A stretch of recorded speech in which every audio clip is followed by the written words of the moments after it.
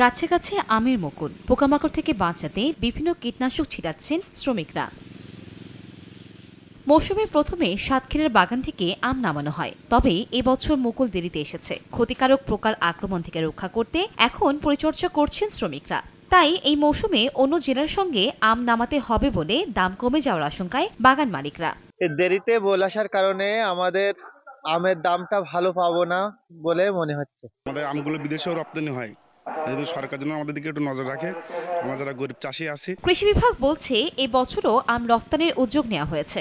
তবে আশা করছি যে এবার আমের ফলন ভালো হবে। গত বছর ৬০ মেট্রিক টন বিদেশে পাঠিয়েছি, এবার আশা করছি যে ইনশাল্লাহ আরও বেশি বিদেশে রপ্তানি করতে পারবে। কৃষি বিভাগের তথ্য মতে সাতক্ষীরায় ৪,১৩৫ হেক্টর জমিতে আম বাগান রয়েছে। এবছর আমের উৎপাদন লক্ষ্যমাত্রা ধরা হয়েছে ৬০,০০০ মেট্রিক টন। সময় সংবাদ, সাতক্ষীরা।